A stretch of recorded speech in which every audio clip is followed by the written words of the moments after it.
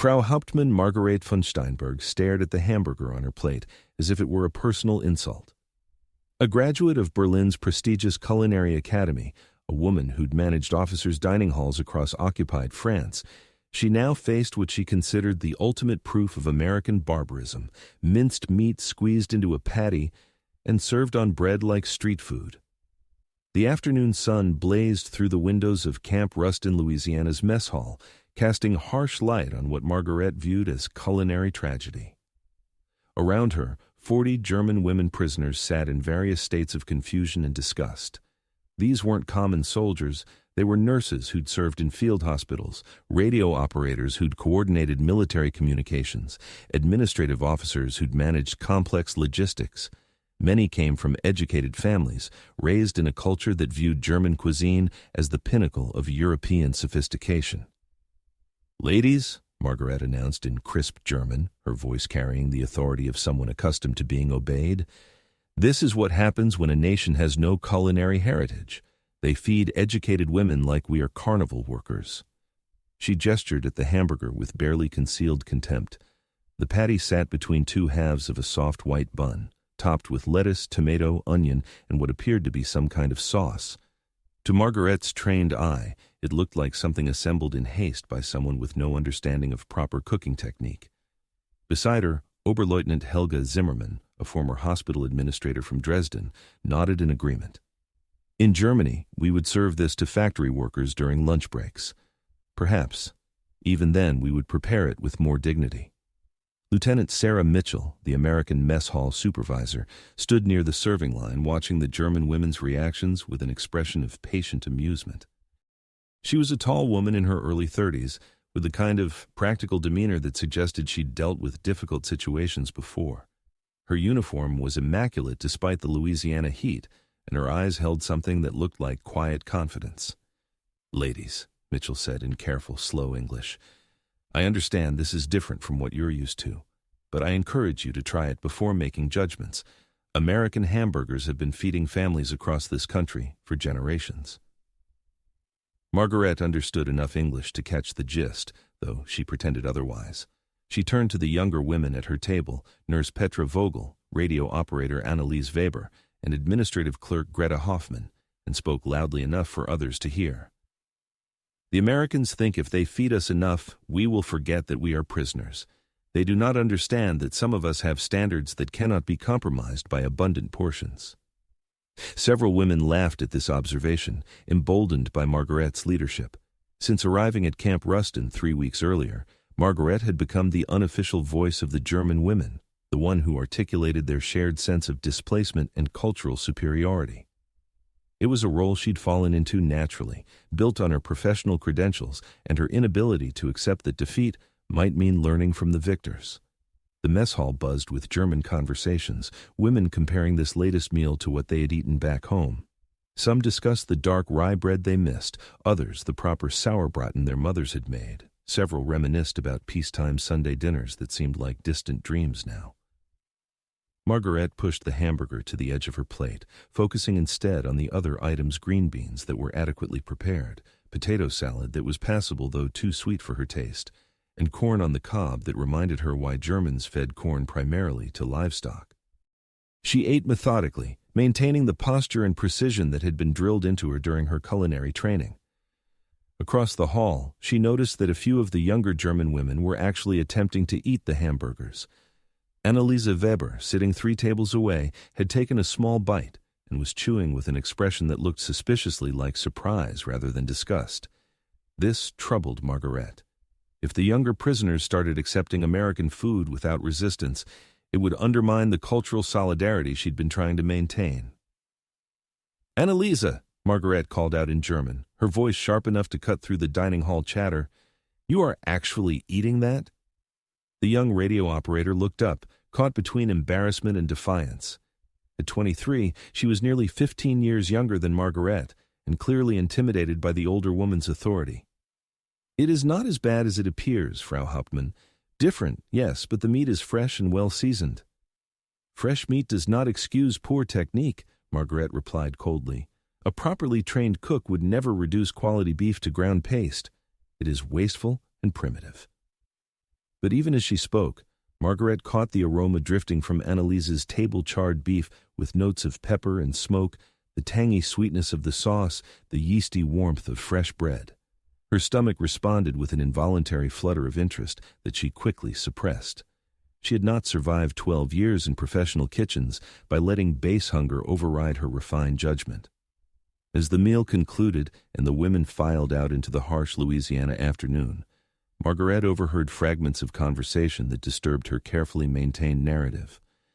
Some of the younger prisoners were discussing the hamburger with something approaching appreciation. A few admitted they'd enjoyed it. One even suggested it reminded her of a dish her grandmother used to make, though simplified. That evening, lying in her bunk in the women's barracks, Margarete found herself troubled by thoughts she didn't want to entertain. The hamburger had been objectively well prepared, the meat cooked to proper temperature, the vegetables fresh, the bread soft without being soggy. These were technical achievements she would have praised in a German kitchen, but admitting that Americans understood anything about cooking would mean acknowledging that perhaps her assumptions about American cultural inferiority were built on propaganda rather than truth. The question haunted her in the darkness. If she was wrong about American food, what else might she be wrong about? The thought was more terrifying than captivity itself, because it suggested that everything she'd believed about German superiority, everything that had given her identity meaning during the chaos of war and defeat, might be nothing more than comfortable lies. But 3 days later, something would happen at the outdoor grill behind the mess hall that would force Margarete to confront an uncomfortable truth. What if everything she'd learned about culinary sophistication in Berlin had blinded her to a different kind of genius? What if the Americans, with their simple ingredients and straightforward techniques, understood something about food that German complexity had missed? The transformation began not with surrender, but with a single, reluctant bite that would change everything she believed about cooking, culture, and the enemy who had defeated her nation. The following morning brought another confrontation with the offensive American food. Margarete descended from her bunk with the rigid posture of someone determined to maintain standards in barbaric circumstances. The barracks were already stirring 40 women preparing for another day of captivity, another day of navigating the strange customs of their captors. Breakfast at Camp Ruston proved to be yet another assault on German sensibilities. Alongside scrambled eggs and bacon that Margarete grudgingly admitted were well prepared, the Americans served something they called hash browns, shredded potatoes, fried until golden. It was peasant food, Margarete thought, but she noticed that several women were eating it with evident enjoyment. "Frau Hauptmann," said Helga Zimmermann quietly, sitting beside Margarete at their usual table. "I tried the hamburger yesterday evening at dinner. You should taste it before continuing to judge." Margarete turned sharply to face her friend, betrayal stinging more than the words themselves. "You, Helga? You have forgotten your training?" "I have forgotten nothing," Helga replied calmly, "but I'm also remembering something my grandfather once told me, that pride makes poor seasoning. The hamburger was actually quite good, not German, certainly, but good in its own way." Around the mess hall, similar conversations were unfolding. The younger women, less attached to rigid food prejudices or perhaps simply more adaptable, had begun tentatively embracing American cuisine. Their reactions suggested that the food wasn't quite the culinary disaster Margarete had proclaimed. Nurse Petra Vogel was teaching others at her table to add extra pickles and mustard to their hamburgers, creating small variations that personalized the experience. Radio operator Annalise Weber had discovered that the Americans made different styles, some with cheese melted on top, others with bacon added, variations that suggested more sophistication than Margarete had credited. "This is betrayal of our culture," Margarete muttered, pushing her hash browns around her plate. "This is survival," Helga countered gently. "We are prisoners in a foreign land. The war is lost, Margarete. Must we also lose our ability to adapt?" The words hit harder than intended. Margarete had spent the weeks since capture clinging to the belief that maintaining German standards was a form of resistance, a way of proving that defeat hadn't broken their spirit. But watching the other women gradually accept American hospitality, she began to wonder if her resistance was actually strength or simply stubbornness masquerading as principle. That afternoon, during the daily orientation session, Captain Elizabeth Morrison addressed the food situation with unusual directness. She was a stern-faced woman in her 40s who commanded respect through competence rather than warmth. "Ladies," Morrison began in formal German that suggested military language training. "I understand many of you find American cuisine unfamiliar. In Germany, food traditions emphasize complexity and specific techniques. Here in America, particularly in the South, we value freshness, simplicity, and honest flavors. Neither approach is superior. They are simply different expressions of the same goal: feeding people well." She gestured to a chart showing American agricultural production. "This country produces more beef per capita than any nation on earth. The hamburger isn't primitive. It's practical. It takes quality ground beef, forms it into patties that cook evenly, and serves it in a way that highlights the meat's natural flavor. Your German tradition of schnitzel does something similar with veal. Different techniques, same principle, respect the ingredients." The key. Margarete wanted to object, to argue that German cuisine's complexity represented higher cultural achievement, but the words stuck in her throat. Morrison's explanation made uncomfortable sense, suggesting that perhaps the hamburger wasn't evidence of American ignorance, but rather a different kind of wisdom. After the session, Lieutenant Mitchell approached Margarete directly. "Frau Hauptmann von Steinberg, I understand you managed officers' dining facilities in France." "Yes," Margarete replied stiffly in English, "for 3 years. Then you understand kitchen operations, proper preparation, the importance of technique." Mitchell paused, measuring her words carefully. "I'd like to invite you to visit our kitchen tomorrow, not to cook, just to observe how we prepare the hamburgers. Maybe you'll understand them better if you see the process." The invitation was clever, Margarete recognized, appealing to her professional curiosity while offering a face-saving way to learn about the despised food. It suggested Mitchell understood that Margarete's resistance came from pride rather than genuine disgust. "I will come," Margarete said finally, "but I make no promises about changing my opinion." "Fair enough, ma'am, fair enough." That evening, Margarete lay in her bunk listening to the other women discuss the day's developments. The conversation had shifted dramatically from mockery to cautious appreciation and even some enthusiasm. "The hamburger with cheese at dinner was excellent," admitted someone from across the barracks. "I asked for a second one," confessed another voice, barely audible. The American guard seemed pleased. "Has anyone else noticed we are gaining weight?" asked Greta Hoffman from the bunk below Margarette's. "After months of strict rationing in Germany, the American portions are substantial." Margarete touched her own waist, feeling the small but noticeable difference that 3 weeks of American food had created. She'd been dangerously thin when captured, as most German civilians were by the war's end. The abundant American meals, even the despised hamburgers, were restoring her health whether she admitted it or not. The question now wasn't whether American food was adequate. Clearly it was.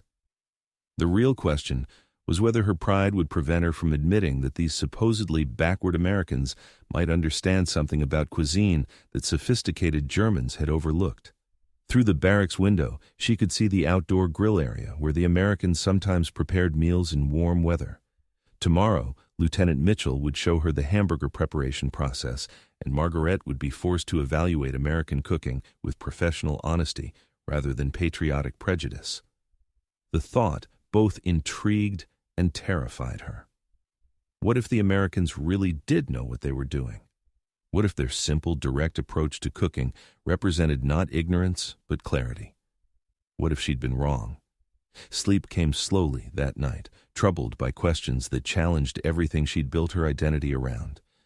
In the darkness, she could still smell the ghost of that hamburger aroma-charred beef, melted cheese, tangy sauce, and her traitorous stomach rumbled its interest despite her mind's resistance. Saturday's cookout loomed 3 days away, and Margarete sensed that something significant would happen there, something that would force her to choose between comfortable prejudice and uncomfortable truth. The Americans were planning something special, she'd heard, an outdoor event where they'd demonstrate what they called authentic American grilling. Part of her wanted to refuse to attend, to maintain her resistance through absence, but a deeper, more honest part of her professional soul whispered that she needed to see this, needed to understand what these Americans were doing with their simple ingredients and straightforward techniques. Needed to know if her contempt was justified or if she'd been blind to a different kind of culinary excellence all along. The answer would come soon enough, served hot off the grill with all the fixings, challenging every assumption she'd carried into captivity. And Margarete suspected, though she wouldn't admit it even to herself, that she wasn't ready for the lesson that awaited her. The kitchen at dawn proved to be a revelation. Margarete had expected a utilitarian space focused on efficiency over quality, perhaps staffed by untrained cooks who followed recipes without understanding principles. Instead, she found herself standing in a professionally organized facility that would have impressed even her exacting father, who'd run a Michelin-starred restaurant in Berlin before the war. "Welcome to my domain," Lieutenant Mitchell said with obvious pride, gesturing around the spotless kitchen. The morning light streamed through high windows, illuminating stainless steel surfaces that gleamed from meticulous care. "We prepare 3 meals daily for 320 people. Everything's made fresh." Margarete studied the setup with her professional eye. Industrial ovens arranged for optimal workflow, multiple prep stations organized by function, ingredient storage that followed proper rotation principles. The organization spoke of someone who understood not just cooking, but kitchen management at a sophisticated level. "This is impressive," Margarete admitted reluctantly. "Thank you, ma'am," Mitchell replied. "Now, let me show you how we prepare proper hamburgers." Mitchell moved to a large refrigerator and retrieved a substantial cut of beef. "This is fresh chuck, delivered yesterday from a local ranch. 80% lean, 20% fat. The ratio is crucial. Too lean and the burger becomes dry. Too much fat and it falls apart during cooking." She began grinding the meat using a hand-cranked grinder, her movements practiced and efficient. Margarete watched the muscle work, the way Mitchell fed the meat at a steady pace, keeping the grind consistent. It was technique. Real technique, not the mindless food preparation Margarete had assumed Americans practiced. "In Germany," Margarete said slowly, "we use ground meat for frikadellen, but we mix it with bread soaked in milk, eggs, onions. We add complexity." "And those are delicious," Mitchell replied without defensiveness. "But hamburgers follow a different philosophy. Let the beef speak for itself. Season it simply, cook it properly, let the quality of the meat shine through." The words struck Margarete with unexpected force. She'd spent years learning to build layers of flavor, to construct elaborate dishes where technique obscured the base ingredients. The idea that simplicity might be its own form of sophistication had never occurred to her. Mitchell formed the ground beef into patties with practiced hands, her movements gentle. "Common mistake is overworking the meat. Handle it too much and it becomes dense, tough. You want to form it just enough to hold together, then stop." She demonstrated, creating a patty with a slight depression in the center. "The dimple prevents bulging during cooking." Margarete leaned closer, fascinated. This wasn't crude food preparation. This was craft. "Seasoning comes next," Mitchell continued, sprinkling salt and black pepper on both sides. "Simple, but timing matters. Salt too early and it draws out moisture. Salt just before cooking and it enhances flavor without compromising texture." She moved to a large cast-iron griddle, already heated to proper temperature. A small piece of butter sizzled on the surface. The griddle needs to be hot enough to create a proper crust immediately. That crust seals in juices and creates flavor through the Maillard reaction. Mitchell glanced at Margarete. "You know this term?" "Yes," Margarete replied, "the Browning reaction between amino acids and sugars. We learn this in culinary school." "Exactly. Same science, different application." Mitchell placed the patties on the griddle, where they immediately began to sizzle. The aroma hit Margarete like a physical force beef browning at ideal temperature, fat rendering into the meat, pepper toasting on the surface. Her mouth watered involuntarily, and she swallowed hard, angry at her body's betrayal. "Timing is everything," Mitchell narrated. 3 minutes on the first side for medium. Don't press down on the meat that squeezes out the juices. Let the heat do its work." Margarete found herself nodding, drawn in despite her resistance. This was cooking, real cooking, stripped of pretension, but no less skilled for its simplicity. "Now we flip," Mitchell said, using a wide spatula to turn each patty in one smooth motion. One flip only. Let each side develop its crust properly. The cooked side displayed perfect grill marks, dark brown almost to black where the meat had made full contact. The color told Margarete everything. This was properly executed cooking, achieving the browning that created deep, complex flavors. While the second side cooked, Mitchell prepared the accompaniments with equal care. She sliced tomatoes to exact thickness, washed lettuce leaves and dried them properly, cut onions into rings. She toasted buns on a separate part of the griddle until they achieved light golden color. "The bun matters more than people think," Mitchell explained. "Too soft and it becomes soggy. Too hard and it overwhelms the meat. These are potato buns, slight sweetness, soft but with enough structure. The toasting creates a barrier that slows juice absorption." In the final minute, Mitchell added cheese slices to half the patties. They melted slowly, draping over the meat. American cheese, Margarete noted, the processed product she'd dismissed as artificial, yet watching it melt perfectly, creating a creamy layer that would bind the other ingredients. She understood its purpose. Mitchell assembled the hamburgers with attention to detail. Bottom bun, light spread of mayonnaise and mustard, lettuce leaf, tomato slice, the perfectly cooked patty with its cheese blanket, onion rings, top bun. The construction showed thought-wet ingredients separated from the bun by lettuce, flavors distributed to balance each bite. She plated 2 hamburgers and handed one to Margarete with a challenge in her eyes. "Judge it as a professional, ma'am, not as a German who's been told American food is inferior. Evaluate the technique, the execution, the respect for ingredients." Margarete stared at the hamburger in her hands, perfectly constructed, still warm, juices beginning to soak into the toasted bun.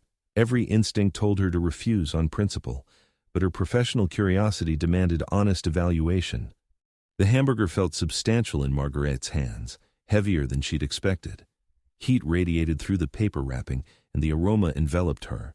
Beef, cheese, tangy sauce, toasted bread combining into something that bypassed her rational mind and spoke directly to instincts she'd been suppressing for 3 weeks. She lifted it slowly, aware that Lieutenant Mitchell was watching, aware that this moment carried weight beyond simple eating. This was about whether pride could survive contact with honest evaluation. The first bite surprised her with its complexity. The texture came first, the slight resistance of the toasted bun giving way to tender beef, creamy cheese, crisp lettuce, all layered to create contrast within a single mouthful. Then the flavors: rich, savory beef with charred exterior notes, subtle sweetness of the potato bun, tangy brightness of mustard cutting through richness, mellow cheese binding everything together. It was, objectively speaking, delicious. Margarete chewed slowly, her trained palate analyzing every element while her mind struggled to reconcile what she was tasting with what she'd believed. The beef was perfectly cooked with proper crust that provided textural interest and concentrated flavor. The seasoning was restrained but effective, enhancing rather than masking the meat's natural taste. This wasn't crude food. This was the result of understanding ingredients, respecting technique, and executing with precision. It was everything good cooking should be, just expressed through a different culinary vocabulary than the one she'd been taught to value. "Well?" Mitchell asked, though her expression suggested she already knew the answer. Margarete swallowed, struggling to find words that would acknowledge truth without completely surrendering her sense of identity. "It is." She paused, the German part of her mind screaming betrayal. "It is actually quite good, different from German preparations, but good, very good." The admission felt like a weight lifting from her shoulders, even as another heaviness settled in, recognizing how much she'd been wrong about, how much her prejudice had blinded her. Mitchell smiled genuinely. "Ma'am, I think you just learned something important about keeping an open mind." Margarete took another bite, this time without internal resistance, allowing herself to simply experience the food. It was even better the second time. The flavors seemed to develop and change as she chewed, the char notes giving way to beef sweetness, the cheese providing creamy foundation, the acid elements brightening everything. "The technique is sound," Margarete said, falling back on professional language. "The meat handling, the temperature control, the construction all properly executed. The ingredients are quality, the proportions balanced. This is skilled cooking, just in a style I was not trained to appreciate." "That's all it ever was," Mitchell replied. "Not better or worse than German cooking, just different. Hamburgers came from German immigrants. Actually, they took the concept from Hamburg and adapted it to American conditions. Evolution, not revolution. The historical connection startled Margarete. She'd been so busy dismissing American food as inferior that she'd never considered it might have European roots, transformed by new circumstances into something serving different purposes. She finished the first hamburger and found herself eyeing the second one Mitchell had prepared. The realization that she wanted more, that she was genuinely hungry for this food she'd been mocking, felt like a fundamental shift. "May I?" she asked, gesturing at the second burger. "Please," Mitchell encouraged. As Margarete ate the second hamburger, she found herself thinking about everything else she might have been wrong about. If her assumptions about American food were this mistaken, what about her assumptions about American culture more broadly? About the people who'd defeated Germany? About the society that could feed its prisoners better than Germany had fed its own citizens? The thoughts were uncomfortable, threatening the entire structure of belief she'd used to make sense of her world. But they were also oddly liberating, suggesting that perhaps defeat didn't mean the end of everything, but rather an opportunity to learn things that German victory would have prevented her from understanding. "Lieutenant Mitchell," Margarete said slowly, "I owe you an apology. I judged without knowledge, criticized without understanding. As a professional, I should have known better." Mitchell waved off the apology. "What matters is being willing to change your mind when evidence contradicts belief. That takes courage." The two women stood in the quiet kitchen, morning sun fully illuminating the space, smell of grilled beef lingering. Margarete felt something shift inside her, some rigid structure of belief beginning to crack and rearrange into more flexible form. "I need to tell the other women," Margarete said suddenly. "They look to me for guidance, and I have been guiding them poorly." "You'll have your chance on Saturday," Mitchell replied with a knowing smile. "Captain Morrison approved my request for an outdoor cookout. I was hoping you might help me present it, maybe explain what you've learned about the techniques involved." The invitation would transform her from opponent to advocate, use her authority to break down the resistance she'd helped create. It would force her to publicly admit she'd been wrong, to stand before the women who'd followed her lead and tell them that the American food they'd been mocking deserved their respect. The prospect terrified her, but it also felt necessary. Word spread through Camp Ruston with peculiar speed. By lunchtime, every German woman knew that Frau Hauptmann Margarete von Steinberg had not only tried a hamburger, but had returned from the kitchen praising Lieutenant Mitchell's technique. The dining hall buzzed with German conversations that stopped abruptly whenever Margarete entered. She could feel the eyes on her, the mixture of curiosity, betrayal, and cautious hope. She took her usual seat, but the dynamic had changed. She was no longer the unquestioned voice of German superiority, but something more complicated. Someone who'd crossed a line and returned, changed. "Margarete," Helga Zimmermann said quietly, sliding into the seat beside her. "The women are confused. They need to understand what happened this morning." Margarete looked at her plate. Today's lunch included hamburgers again, and this time she didn't push hers aside. Instead, she picked it up deliberately, aware that dozens of eyes watched. She took a bite, chewed thoughtfully, and nodded with professional approval. "What happened," Margarete said loudly enough for nearby tables to hear, "is that I stopped letting pride interfere with honest evaluation. I watched Lieutenant Mitchell prepare hamburgers with proper technique, quality ingredients, and genuine skill. I tasted the result with an open mind, and I discovered that I had been wrong." The hall had gone quiet, women straining to hear this unprecedented admission. "I was wrong," Margarete repeated, the words coming easier. "I judged American cooking without understanding it, dismissed food I refused to taste. As a professional, this was inexcusable.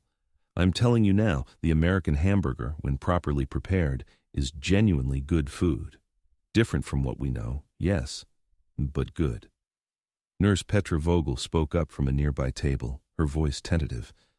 "So we are permitted to enjoy it, without feeling we are betraying our culture?" "You are encouraged," Margarete replied firmly. "Appreciating good food from another culture doesn't diminish our heritage. It demonstrates that we are educated enough to recognize quality wherever we find it." The atmosphere shifted palpably. Women who'd been eating their hamburgers with guilty secrecy now did so openly. Others who'd been resisting picked up the food they'd been avoiding and took exploratory bites. Permission had been granted to stop fighting a battle that had made no sense to many of them. The next 2 days passed in curious transition. Margarete found herself spending more time in the kitchen, learning American cooking methods. Mitchell taught her about different regional hamburger styles. In return, Margarete began teaching Mitchell some German techniques, demonstrating proper schnitzel preparation and German potato salad.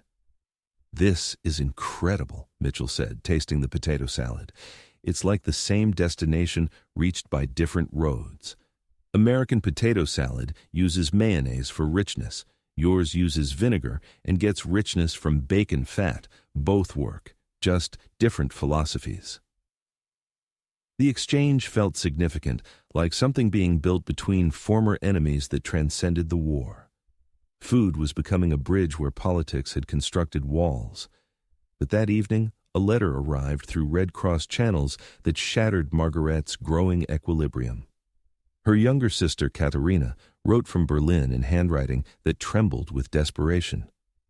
"Margarete, we are starving. The ration cards buy almost nothing. Yesterday, 150 grams of bread mixed with sawdust, no butter, no meat for 3 weeks. Mother grows weaker daily. The children cry from hunger. I do not begrudge you eating well, but I cannot pretend it doesn't hurt. I pray you are safe, and that someday we will eat a meal together again." Margarete read the letter twice, 3 times, each reading making the contrast more devastating. She was a prisoner eating better than free German civilians. She'd gained weight while her family starved. She'd been arguing about hamburger quality while her mother weakened from malnutrition. She sat on her bunk, the letter trembling in her hands, and felt something break inside her. All her concerns about culinary sophistication suddenly seemed obscenely trivial. Her sister needed food, any food, and would have wept with gratitude for the hamburgers Margarete had been mocking. Helga found her there an hour later, still holding the letter. Without a word, Helga read what Katharina had written, then sat beside Margarete in heavy silence. "The Americans feed prisoners like honored guests while German civilians starve," Margarete said bitterly. "A world where the side that wins determines who eats," Helga replied quietly, "but also a world where that says something important about which side deserved to win, that the Americans treat even their enemies better than our government treated its own people. That tells you something about the systems we were fighting for." "I need to help them," Margarete said. "Katharina, my mother, the children, they need to come here." "Then prove you've adapted successfully," Helga advised. "Saturday's cookout isn't just about hamburgers. It's about demonstrating that Germans can work with Americans, learn from them, build something new. Do that well enough, and maybe you create opportunities for family reunification." Saturday's event was no longer just about food. It was about building bridges that might literally save her family's lives, about proving that former enemies could become valued community members. Saturday arrived with perfect summer weather. Behind the mess hall, American guards had set up 2 large charcoal grills, tables laden with ingredients, and seating for everyone. Margarete stood beside Lieutenant Mitchell as the women filed out. Captain Morrison opened with brief remarks. "Ladies, today is about understanding that different cultures solve similar problems in different ways." Margarete stepped forward. 3 weeks ago, I declared that American hamburgers were peasant food. I was wrong because I let pride blind me to truth." Together, Mitchell worked the grill while Margarete provided commentary in German. "Watch how she handles the meat. Gentle touch, minimal handling. This is the same principle we use for making meatballs." The sizzle and aroma made women lean forward unconsciously. Mitchell flipped the burgers, revealing perfectly browned surfaces. Margarete took the first completed burger, held it up, and bit into it. "It is excellent. This is good cooking by any standard." As burgers were served, transformation unfolded. First bites brought surprise. Second bites brought acceptance. The atmosphere shifted from demonstration to celebration. Later, Captain Morrison approached Margarete privately. "That was exceptional work today." Margarete pulled out Katharina's letter. "My sister and her family are starving in Berlin. I want to apply for family reunification. Morrison read the letter gravely. Your demonstration today will help your case considerably. 6 months later, Margarete watched her sister Katharina and 3 nieces taste their first American hamburgers. The girls, hollow-eyed and thin from Berlin, approached the food with desperate hunger. "What is this, Tante Margarete?" Emma asked. "This is what I once called peasant food because I was too proud to taste it. Now I call it delicious." Katharina sat beside her, tears streaming. "I cannot believe this is real." "I know," Margarete replied quietly. And that contrast taught me more about which system deserved to win than any propaganda ever could. The hamburger she'd mocked had become her teacher, showing her that true strength meant admitting when you were wrong, and that sometimes the most important journeys begin with a single honest bite.